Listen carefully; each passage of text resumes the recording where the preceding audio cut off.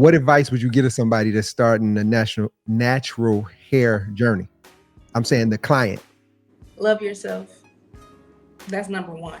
Love yourself enough to go through this journey, starting from whatever stage you want to start from, whether it's starter locks and your locks are this small, whether it's getting lock extensions, whether it's just starting, because the starting phase, everybody call it the ugly phase.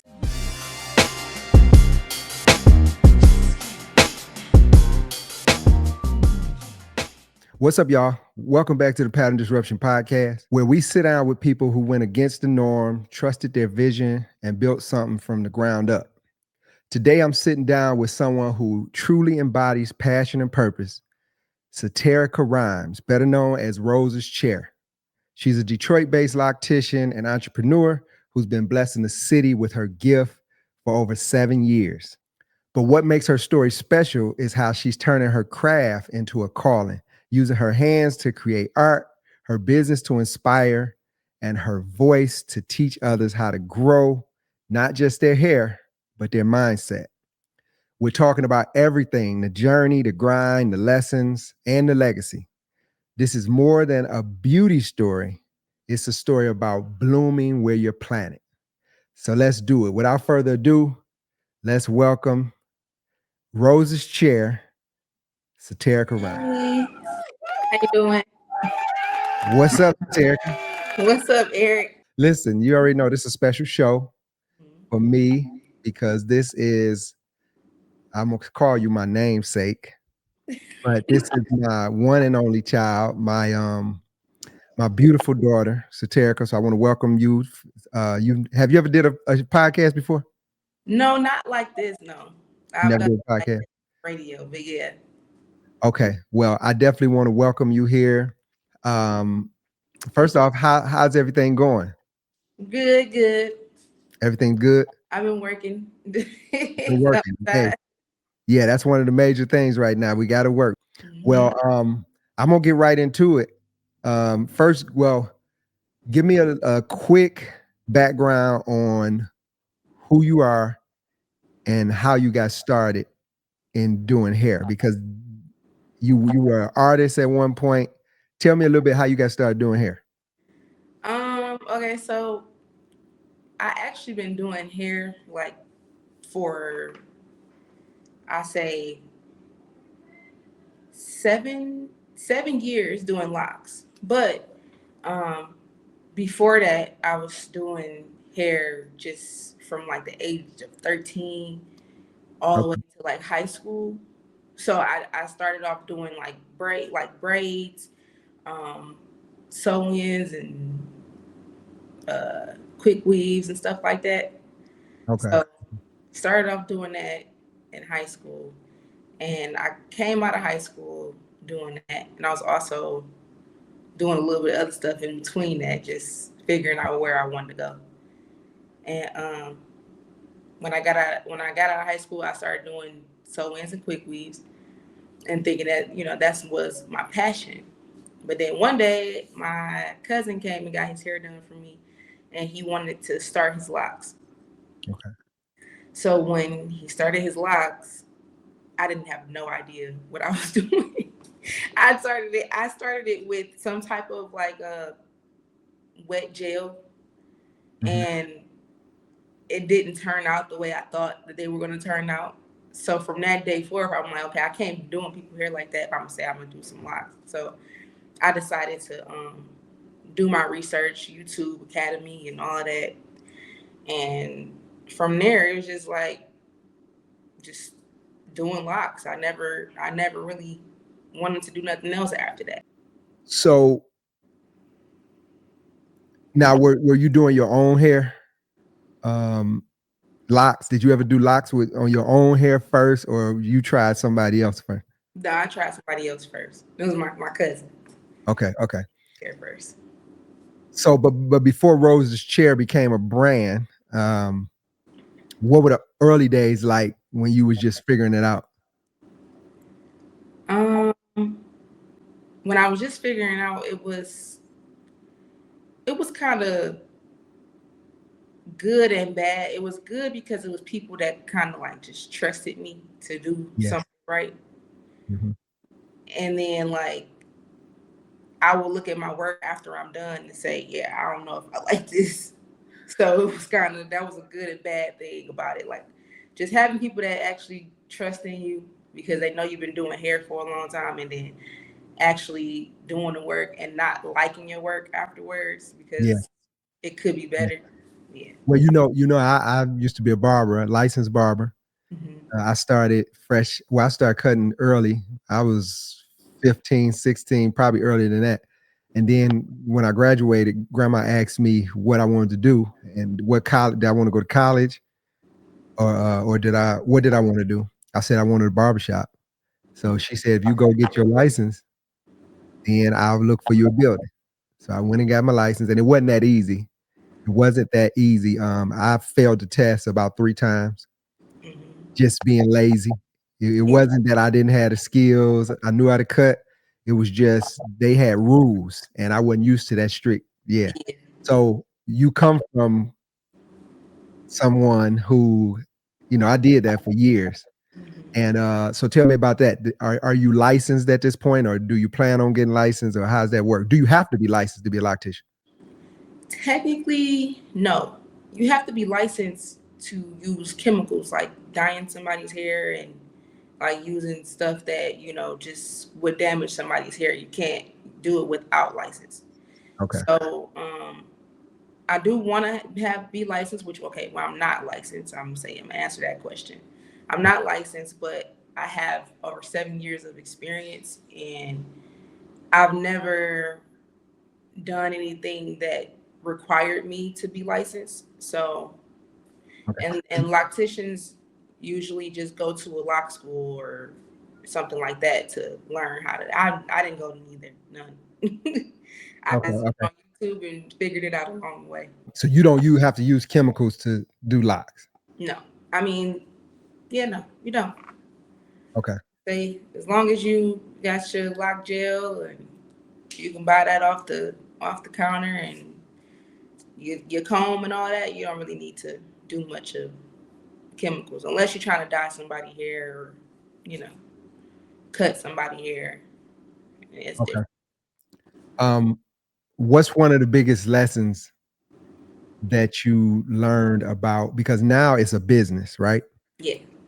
What's one of the biggest lessons you learned about a business doing this? Um, you got to stay dedicated. You got to stay along the path that you decided to go on, and really stay in the mindset of that it'll get better than what it is right now. As long as you keep going, it'll get better than what it is right now. Because at first, um, I started working a big job. I'm gonna say that. Started working a big job, and it kind of got in the way of what I wanted to do when it came down to doing locks because of the schedule. Oh, And you talking about your day job? yes, my day job. Okay. Yeah, it was pretty much day and night and sweat and tears type of job. But um, started doing that, and then having that be in the way of what I was trying to do when it came down to locks. Yeah. Um, it just motivated me to keep going because this is not what I want to do for the rest of my life. But So so I take it your goal is to get to the point where being a loctician supplements your income, yeah, uh, and or your day job. furthermore, because I don't want to be behind a chair all my life either. You know what I'm saying? Okay. Okay. I want Yeah. to. And that was my issue with being a barber. Mm-hmm. I didn't see how to scale it. You notice there's not a lot of chain black barbershops. Yeah. Honestly, I don't think it's any, is it? Um. No. You know how they have Bo Ricks and they got those different I guess white franchises. Yes. Do we have any black franchises? No. Not that I know of. Yeah. And why do you think we don't? Because people are so they in the box. I feel like the people are in the box and they don't want to expand. They either in the box or they're closed in from what they have right now as far as like, all Yeah, right, they might have a barbershop, but they're not looking for expanding it and putting it across the map.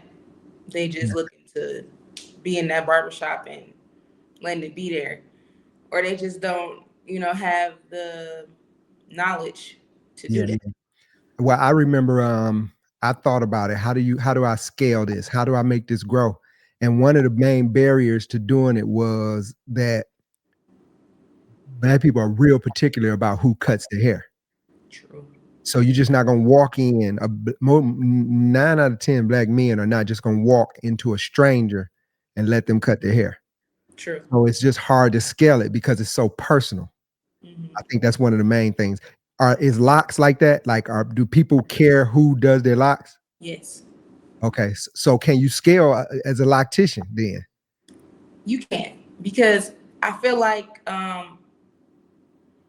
if you do have a franchise and you know that all of the people that work for you have a talent in that franchise, then you could get people to walk in and just get a random loctician. And as long as you know, and everybody like you promote their work and you show that they have good work with their and good talent with their locks, you won't have no issue.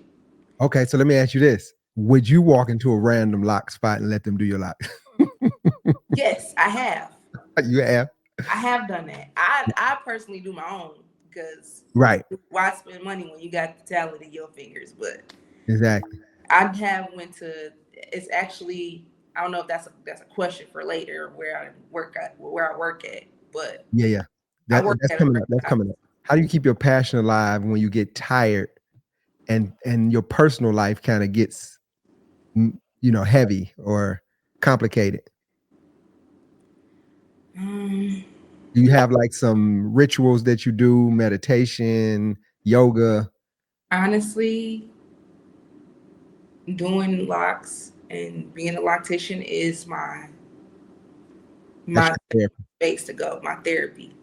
Yeah, because Okay. I kind of my mind just go like, you ever seen those videos on Instagram where people be like, it's loud and loud until they get to doing something else Yeah. and they mount in their mind. So yeah, that's how I am when it comes down to locks. Like I my have my locks, well, my head would be spinning with a bunch of different thoughts, and then by the time I get to doing somebody's hair, I completely forget about all of that. Like it Yeah. just I could see how that could be therapy too, because you're sitting there for hours. What's the average time you have to sit to do somebody's hair?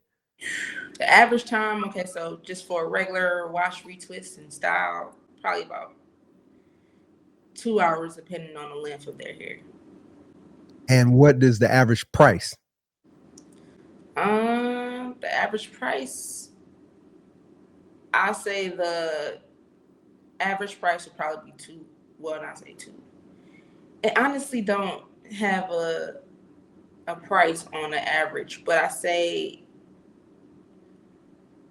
my prices have went up and down depending on So, the so if I was coming in for starter locks, what's the average? What do you expect for me to guesstimate how much I would spend?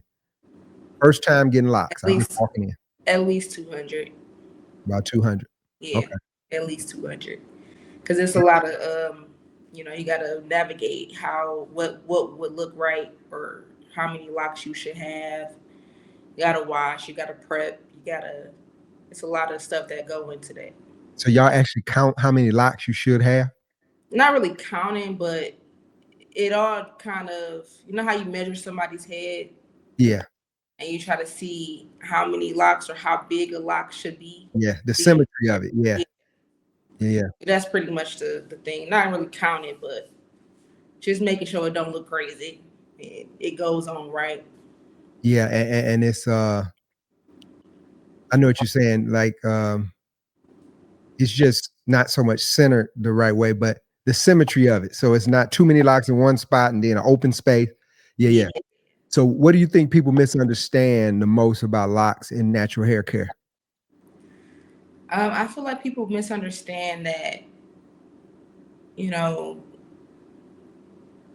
a lot of the times where you get people the advice that they need when it comes down to their hair, I think they just think about, like, for example, I had a client probably couple of weeks ago. Had a client, and it was a lock that it was thinning, and when it comes down to thinning, you have to give the client some kind of advice as far as like helping it grow, or maybe cutting it off and adding that piece that's real thin to the other lock. A lot of people would misunderstand that. When I'm behind here in the chair, you're not really looking at your head like that to notice the imperfections. Yeah. And locks are about imperfection at the end of the day, Yeah. but it's about maintaining it. Oh yeah. So if you have something like a thinning lock, and I'm telling you, like, you might want to cut this, it's gonna fall out eventually. You might want to cut this one off and add the hair that's from your scalp to the next one that's there, or anything of that nature. Or you can you could just start it over, because it's gonna fall out eventually if it's really thin. So a lot of times people get misconstrued about, just, they don't want their locks to be gone at all, which I totally get. Yeah. But sometimes when you don't take care of it the right way, you might have your loctician say, well, this is what we can do. And some people just don't like that. They just be like, no, I'm not doing that. You better Yeah. figure it out. Just wrap it around something or Are something. you a part of like any groups of other locticians, or how do you network as far in the lock community? um, so I've been to three different places where I do hair. One being my home. Um, the place that I just recently transferred to is the Lock Spot. Okay. Um, they have franchises, three different, I believe, three different franchises. One being on the east side of Detroit, one on the west side of Detroit, and also one in Houston. Okay. So that's pretty much where I have been feeling like the best in my networking as far as gaining clientele, and you know furthering more my business. Yeah. Yeah. So yeah. Okay. So what is the average day like in doing locks? Like, is it a 9 to 5, 9 to 9? Yeah, if you have those clients, it's kind of like one of those things where clients is all client based. So if you have that clientele, you would probably be like there from 8 a.m. to 10 p.m. You know, Wow. 8 a.m. to 12, depending on how your work ethic is and how many clients you have that day. Yeah. Yeah. So it all varies when it comes down to being a loctician. So you sitting here with people, because you said the average time it could take. What'd you say? It depends. 2 hours. It can take from, yeah, the average time is 2 hours. So I you say sitting that's here with these the people latest. for But extended periods of time. You hearing about their whole life story. How does that take a toll on you? And I'm asking you that because back when I was cutting hair, I like I said, I always say this when I'm talking about the hair care business. I would have a person in a chair who was in town for a funeral, bringing their son to get a haircut. We get to talking, and the reason that they're there is because someone that I had earlier that day was going to court for what happened to the person they're in town for. It got mm-hmm. real personal and real close, and people start crossing two. It was getting rough, and Mm-hmm. that's not why I stopped doing it. But do you run into that where you hearing people's story and it's taking a toll on you, bad or good? Yeah, it has happened to me before. I've Yeah. had a client which was a friend when I was younger, I'll say middle school friend, and she was going through a lot, and just not mentally in the right space, Yeah. and it made me feel bad because it's like me and you used to be real close, and I, just after that, I kind of had to go and sage myself and Oh get yeah. that energy off of me because it's certain energies that I just cannot hold for a very long time, especially when it's not my own energy, it's somebody else's. Yeah. So Yeah. So that I, can take a toll on you, right? it can take a toll. Yeah. And then you can get somebody in there that's got something really good going on, Yes. and it could motivate you. Mm-hmm. You know what I'm saying? Yeah, that's what's up. What advice would you give to somebody that's starting the natural hair journey? I'm saying the client. Oh, love yourself. That's number one. Love yourself enough to go through this journey, starting from whatever stage you want to start from, whether it's starter locks and your locks are this small, whether it's getting lock extensions, whether it's just just starting, because the starting phase, everybody call it the ugly phase. Yeah, I be feeling sorry for people, especially Everybody older call it people. the Like ugly when Ti phase. did it, I he had don't the call it. little I bitty don't like locks. to It was call looking it that. funny, huh? I don't like to call it the ugly phase. No, no, no, not an ugly phase. Well, you said it was the ugly phase, but That's I'm people. saying it's the funny. It's funny because I could see where they're going, and Yeah, yeah, they got to go through this period of time in the journey. yeah. Yeah, Because actually, I started my own locks in a phase that I was just like, I cried when I started mine, and for I real. cried, yes, like real tears. I cried because it was a new journey for me. I Yeah, was scared to do it. I was thinking about doing it for years, and I didn't know what it would turn out to look like. Because I used to be very um subconscious of my hair. Like if my hair was wrong, I would cry, and yeah, didn't care. And getting locks will teach you to really love and nurture yourself in the best way possible. Because if you wanted to look like, yeah, you wanted to be that, you have to go through that process. And a lot of people don't want to do that because they call it the ugly phase. They think they're not, there's no yeah. styles that you can do. There's You know, no, that's funny because that's how life is. So yeah, that kind of so it's a spiritual journey. yes, absolutely. Yeah, yeah. I remember when you did it. I was proud of you, still proud of you, but I remember because I know as a girl, you growing up and going through all the stages of growth and just seeing you when you did that, I knew you had arrived. At least you got to a point where you were willing to deal with, I saw you dealing with a bunch of different things growing up. And then when you did that, I could tell, okay, here she go. It's a commitment. Yeah, she's stepping into her own self. She don't care what nobody think. And then it puts you around a certain type of person. You know, my next question, I ask you that next, but it puts you in a group of people who, because most people with locks had to go through that. So y'all end up having that camaraderie and that especially for women, Yeah. because looks and beauty means so much. Hmm. And then the standard of what beauty is when it comes to hair is more uh in society is more of what white women's hair look like. That's kind of the standard. Long, straight, you know. Yeah.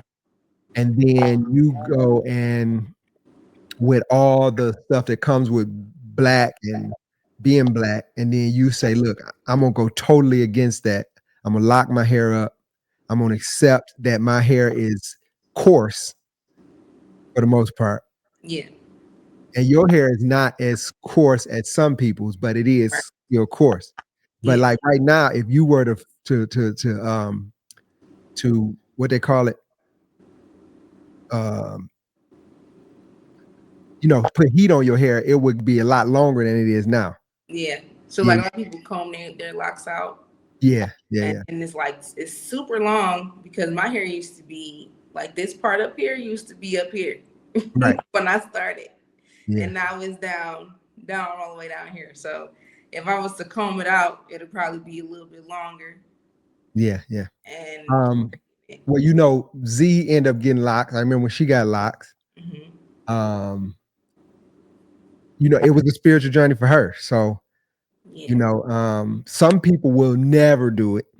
right, Well, you can't count nobody out yeah, true. because as you evolve, you start doing stuff you never thought you would do. Some people just like the Yeah, different they styles. feel more comfortable in the societal standard of beauty. They just feel Yeah, more comfortable. yeah, They don't want that type of commitment. yeah. But I want to ask you. So, do you have a problem? Do you call locks dreads, or is No, that like there's nothing dreadful about my locks. ain't nothing dreadful, huh? Nothing dreadful about them. They're beautiful. They're Okay, they're they're locked. My hair is locked together. okay, okay. Yes. Have you ever seen anybody from a different race locks, like a white person or something? Mhm. I have seen. I have seen. I Yeah, never. I've seen it, but have you ever done it? No. Do you think it would be a lot different, or what would you? Actually, no. It's not different. I feel like so. There's this thing called what is it? Instant lock, right? Okay, Where you kind of comb all the hair up and you use a tool. I have one of them over here. Show you it. yeah, yeah. It's a tool. It's called a crochet needle, like a crochet needle. Put it up closer to the camera. That tool ain't new. It's not new. It's a Yeah. crochet needle. Okay. Okay. But this tool helps lock your hair together. Yeah. So it wouldn't be any different to do a white person's hair, the same way. And if you want to instant lock your hair, because they're not just gonna get the two-strand twist and it's automatically gonna lock, because that's just Yeah. not the type of hair that they have. Right. But if they did the instant lock method, it'll lock. Okay. Okay. Mhm. In your opinion, what makes a good loctician stand out from a great one? A good loctician stands out from a great one. I say, like I say, the dedication. Like if you wake up every day and you say, I want to make get more clients and do more. I feel like the person that loves their work and love to do it is better than a person that just do it for money, Yeah. because they putting a lot of love into your hair instead of just coming and saying, all right, sit down, let me do your hair. Okay. Okay. It's not the same. You don't get the same relationship with this person. Like when you a hairstylist or a loctician, you gain relationships with the people that's in your chair. And yeah. Have you ever had somebody not like it? Um, have I? It's been a long time. Oh, okay. Say it's been a long time. Yeah, I might say it's been a long time since no one Okay. like their Yeah, hair. I asked that because I've had people when I was cutting hair. I did. Well, speaking of white guy, I cut a white guy's hair, and I tried to fade him the same way I would fade, a black person's fade, Yeah. Oh and no, no, no. his I hair was irritated. I Huh? did. I said I did have somebody that didn't like their hair when I did it before. Okay. Yeah, that's an experience when somebody not happy. As soon as I got down here, normally I had a lady cut my hair, and she did a really good job. Well, let me say this: her technique was good, but she kind of took my sides back a little bit, and that's a no for men. Yeah, yeah. You And you cannot. had the same person doing your hair for a long time if it ain't yourself. Yeah, yeah. So She told me I didn't have to pay. I felt bad because she said I was the first person that made her sweat while she was cutting hair, just because it was new. And I told her I got a certain way I do my hair. But that's why going back to what we talked about franchising, it's going to be hard because bringing having new people do your hair is your hair is sacred. Hmm. See, it's Absolutely. one thing for you where if you do a wrong style, you could take that style and do it over yourself. But Yeah. when you cut hair off, you can't put it back. True. You know what I'm saying? Um, so how does are there different cultures in locks? Like let's say I go to Atlanta Hmm. from Detroit. Would it be a different way of doing the locks, or do they have a certain type of popular style they do in the South? So there's this very rare but very common in maybe like Miami or just Florida in general. They have this style that they really like. It's called wigs. Yeah, that's Yes, and I actually did wigs before. I tightened somebody's wigs up, and they were from here, but they had locks before they turned their locks into wigs. They had just regular locks. And then he came in and got them tightened up, and I did it. I said, okay, this is my first time doing wigs, and it's not bad. I like man. Shout out to them Florida wigs. it. 'Cause y'all, Cause they be doing it. They be doing it. And yeah, then it's the very I won't call them locks, but you know the little spin brush people use. yeah, There's a lot of people that use a spin brush to start them off, right? okay, And their locks are very like not formed at all. It's free form. okay.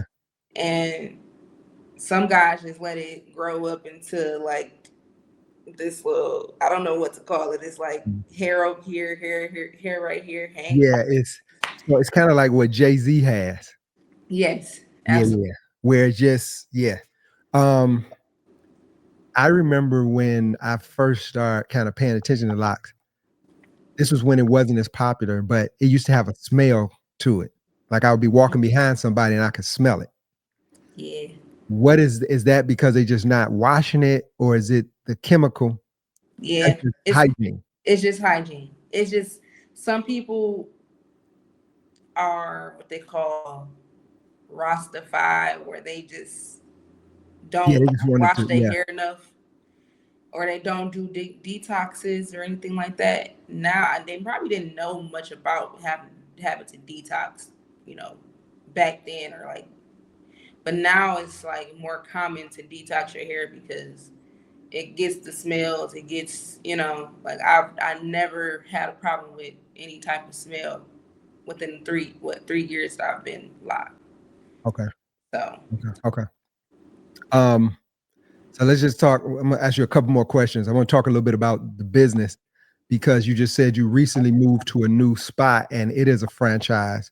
So mhm. shout out to your new spot. Yeah. So, uh, Shout out to your new spot. I know a lot more than what people know that's gonna watch this.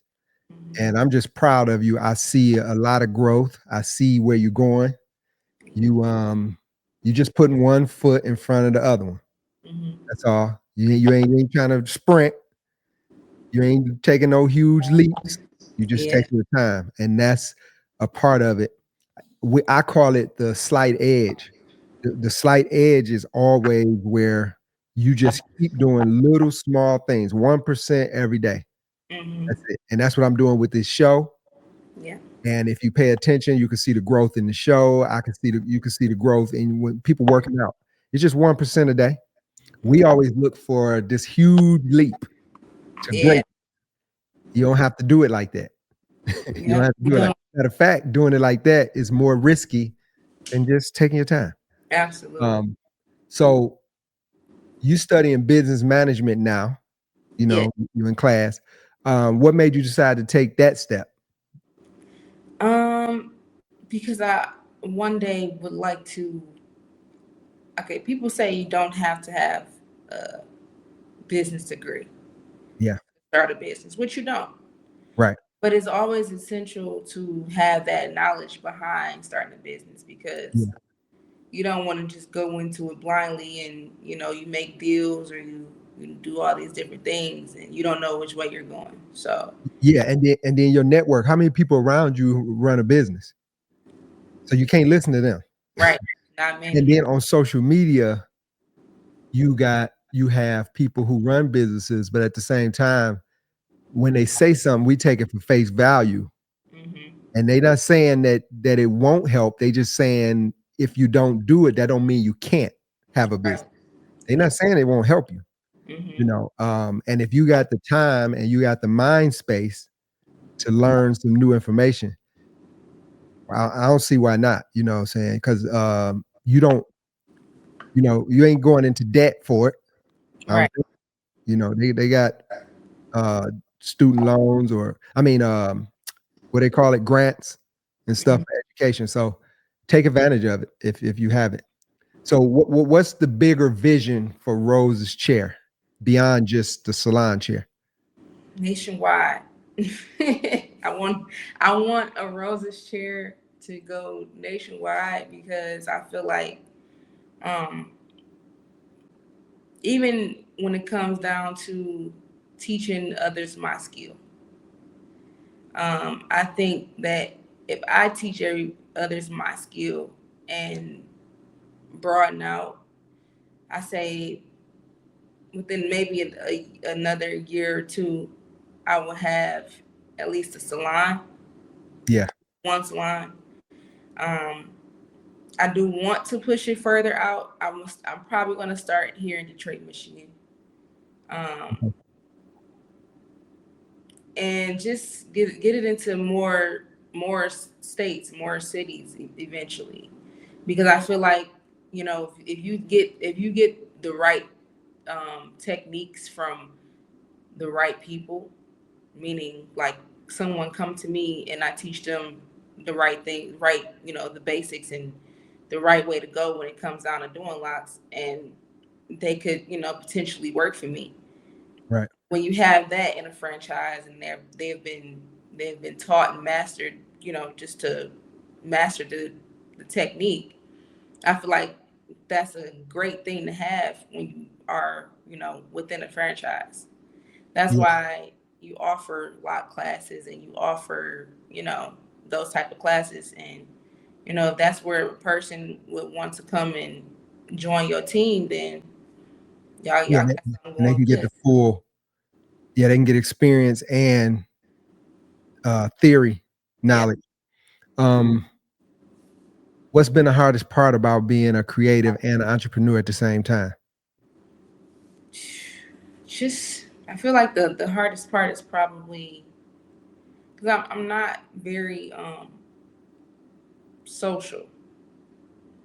So it's like I do smile and I, say hey to people. They talk to me and they ask about my hair or something like that, and then I get to the conversation going about, oh hey, I'm a loctician. I do. I think I need to get more comfortable with just reaching out to people or just walking up to some people and saying, hey, I'm a Yeah. loctician. I think that's the hardest part for me because Okay. I have the skill and when people see my work, they're amazed. Like the franchise that I work for now, she's first seen my work, she immediately called me and, said, hey, I want you to, come and set up shop here where I'm at and work together. Like it seems to me like every time I get a client, she's not there. And it's one of the biggest clients, if that makes sense. Like I got to do some real work today here. Yeah. And she was like, I love your work. She was like, please don't leave me. She said, please don't leave me because I noticed that you get a lot of, out of nowhere clients that's supposed to be, appointment based only. Yeah. And she was like, I don't want you to think that I'm putting you in those positions to have to do, a lot of work and standing 5 hours and 6 hours Oh yeah. of work. So So you get a lot of clients that's challenging. yeah, that's challenging. And she Okay. noticed that I really be doing a good job. So I appreciate her for that. Um, but just that in itself, those are Mm. just walk-in clients. I want people to come for me and come for me and not just come in and see who's gonna do their hair for the day. Yeah, yeah, yeah. You want a more yeah, you want return clients Yeah, or just build a if you could fill your schedule with all people that are your clients, you kind of you can gauge where they are, where they've been, yeah, and kind of know how to set them up with a plan to whatever goal they have for their hair. yeah, absolutely. You can do the whole entire process. But when you're getting somebody new, now Hmm. you got to start training their hair and creating this new. Yeah, it's a lot Yeah. more work. It's Hmm. a lot more work for the same amount of money. Hmm. Absolutely. And Yeah, yeah, I don't often get clients that don't want to see me again. You know what I'm saying? yeah, So yeah, it's like, yeah, how do I book with you directly type of situation? yeah, Because they see my work and see, and then they bring other people to come get it. But it's just like my biggest issue is always just seeing someone with locks and saying, I really want to do that person locks, but I don't want to walk up to them and be like, hey, yeah, yeah. you got a lot Sometimes to you see a certain texture of hair, and you be like, I could tell that I I could could I make could that look real good. Yeah, yeah. I used to see guys when I was cutting hair, like, bro, I would have hooked that up just because of Yeah. because it's different textures of hair. Some people they had that real dark hair, and when you cut it based on their complexion, it can look really sharp and good. Yeah, I know what you're talking about. Um, so what advice, last but not least, what advice would you give to young women who want to build their own beauty brand? I can give so much advice on that, but I think the main thing is, like I said before, just staying dedicated to what you really want. Because it's dedication and discipline. Yeah. Because if you say you want to do something, you have to continuously make it a habit to get up and say, this Yep. is what I want to do. If you have to build, websites, if you have to do all these different things like getting posters and business cards, and it all comes into it, and it takes dedication to keep getting those things done.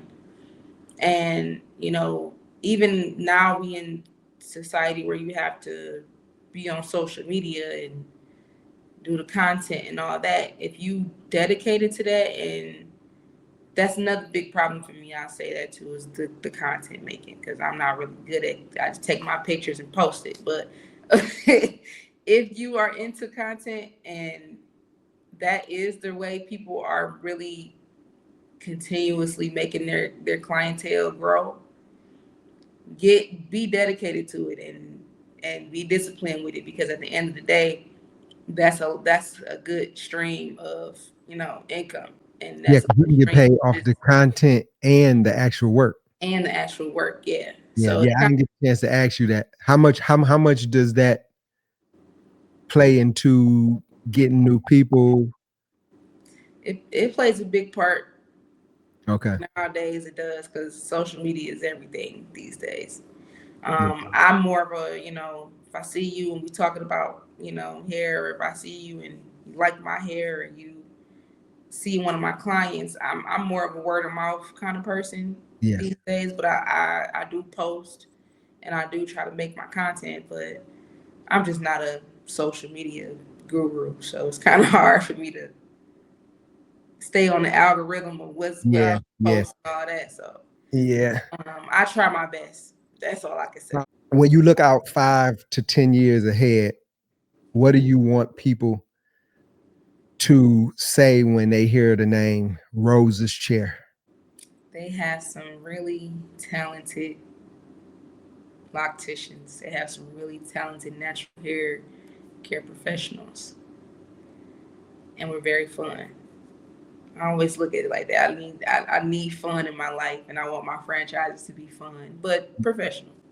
Yeah. Yeah. Um, okay. Well, that's definitely. I learned a lot. about hair care um and just the lock world. I don't have enough hair no more to do locks, and then I don't feel like I got the right profile for it. But my daddy wears it, and we look just alike. But Yeah. and see, he'll cut his hair, grow it back, cut it. I'm talking about in his 70s. I'm like, man, you think you want to do that? You might not make it back. Like, no, I Mhm. grow my hair back. So it takes a lot of you got to be patient, Mhm. optimistic, Absolutely. and you want to take care of yourself because your hair grows based on how healthy you are. Mhm. You know, Yep. so it's a whole biology to hair. Mhm. Not just waking up and going to sleep, putting a do rag on or whatever you wear. That's what I'm gonna ask you too. Do you wear what you wear, a bonnet at night, or what's the best thing to wear for locks? So the best thing to wear for locks is probably a sleeve. Okay. If you have long hair, long locks, a sleeve would be the best to wear. And some people think that they just supposed to wear it at night, but you know how when you lounging on the couch and Yeah. you just lounging, you're laying your head on places and stuff that causes lint to build up inside your locks. Yeah. And I had a problem with that when I first started too, because the back row of my locks have a lot of lint and like build up.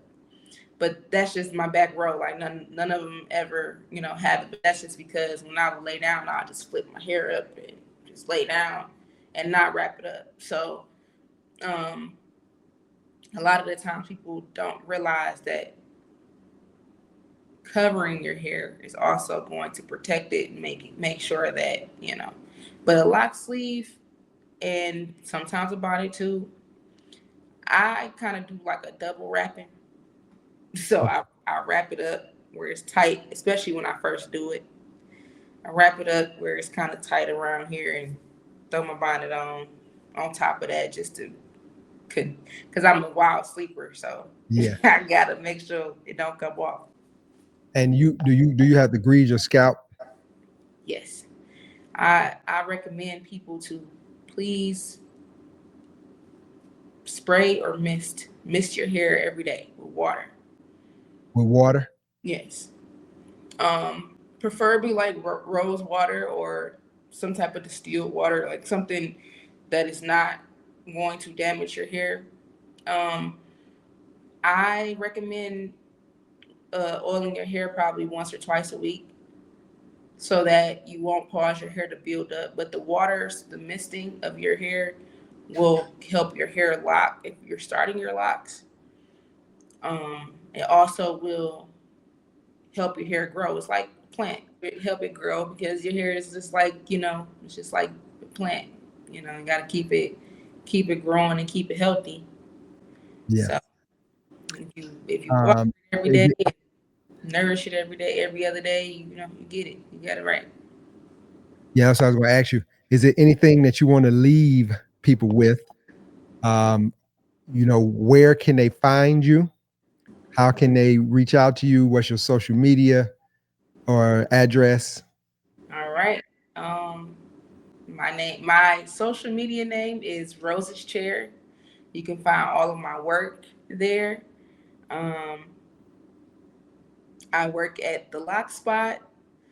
Uh, the Lock Spot is on the west side. I'm at the west side location. So if you go in there, you can go to the Lock Spot Detroit on Instagram, Facebook. The Lock Spot Detroit, the one that I personally work at, is on the west side. You can walk in 7 days a week, from 10 to 7. Uh, we have locticians on deck, including myself. Yeah, just follow me on Instagram at Rose's Chair. Is Rose's Chair one word? Yes, straight across. Rose's Chair. No underscores, no dots, no nothing. Okay. Roseschar. So it'd be like, let's see. Yep, there you go. Okay. Okay. So Rose's Chair on Instagram, Rose's Chair on Facebook, And how do they book if they want to book your service?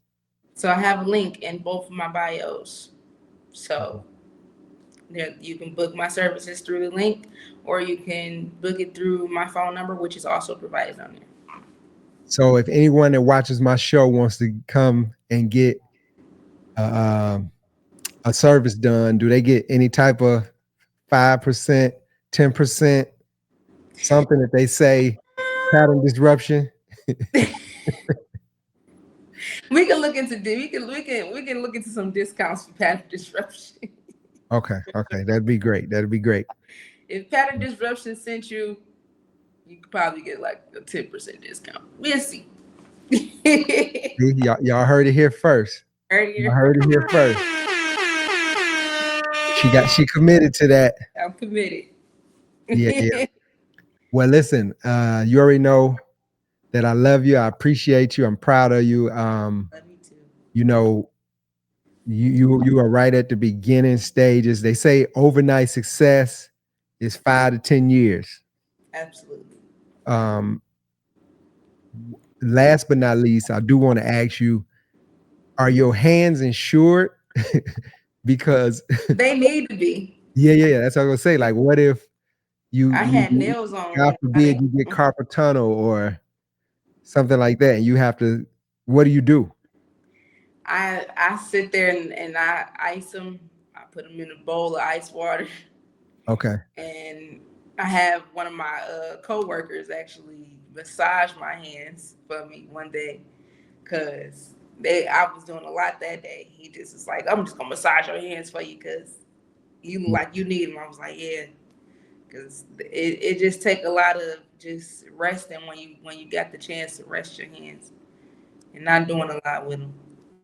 Okay, so as we leave out, go ahead and give me some positivity for the people. All right, stay dedicated, stay motivated. Put your best foot forward every day. Don't give up. That's what it is. That's what it is. Look, so I appreciate y'all being here. I appreciate everybody for watching the show. If you are looking for any type of locks, and or you're looking for information about your locks, you considering the lock journey, y'all tap into Rose's chair and link with Saterica. Like she said, we get a 10% discount if we say that we're a disruptor. We from pattern disruption. She's gonna look out for y'all. So without this has been a great interview. I appreciate you. Thank you for having me. Look forward to your business growth and happy, healthy, successful, and abundant life. Thank you. So yeah, there y'all have it, man. So that was Saterica Rhymes with Rose's chair. She's been doing this for years. You can see that her hair looks healthy. And she can, if she can't do it, she could point you in the right direction. But I don't see why she wouldn't be able to get you started or help you maintain, or help you transition into locks. So I appreciate y'all being on the show. Make sure you like, make sure you subscribe, make sure you follow, share. And until next time, keep disrupting. Peace.